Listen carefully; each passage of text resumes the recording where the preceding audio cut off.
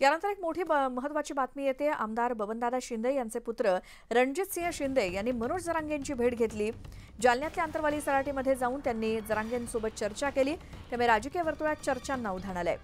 रणजितसिंह शिंदे हे माढा विधानसभेतून विधानसभा निवडणूक लढवण्यास इच्छुक आहेत। काही दिवसांपूर्वी बबनदादा शिंदे आणि रणजितसिंह शिंदे यांनी शरद पवार यांची देखील भेट घेतली होती।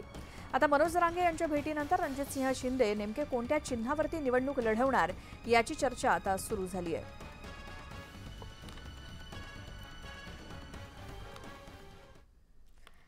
मराठा आरक्षणासाठी आक्रमक भूमिका घेतलेल्या मनोज जरांगे पाटील यांची काँग्रेस नेते आणि राज्याचे माजी मुख्यमंत्री पृथ्वीराज चव्हाण यांनी भेट घेतली। यावेळी काँग्रेस नेत्या रजनी पाटील सुद्धा उपस्थित होत्या। पृथ्वीराज चव्हाण आणि मनोज जरांगे पाटील यांच्यामध्ये बंद दाराआड अर्धा तास चर्चा झाली। या भेटीत कोणती राजकीय चर्चा झाली नसल्याचं पृथ्वीराज चव्हाण यांनी सांगितलं। जरांगे पाटील यांच्या तब्येतीची विचारपूस करण्यासाठी ही भेट घेतल्याचं पृथ्वीराज चव्हाण म्हणाले। त्यांची तब्येतीची विचारपूस करण्याकरता मी राजकारण बिलकुल चर्चा केली नाही। मध्ये कोणतीही चर्चा झाली नाही राजकारणात। तरी काय त्यांची मतं व्यक्त केली, पण आमची या दृष्टीने हे सदिच्छा आहे। भविष्यात काही राहुल गांधी आणि जरांगे पाटलांमध्ये भेट होणार आहे अशी चर्चा झाली? अशी काही चर्चा झाली?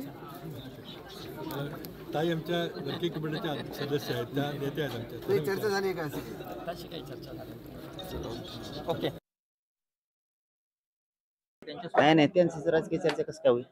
इथं सेपरेटच आमची शक्ती मरणाची आहे, आमची शक्ती कमी थोडी आहे। आपण ते भेटायला आले हे खरं आहे, करता करता येणार नाही ना। मग भेटायला कोणी पण येऊ शकतो।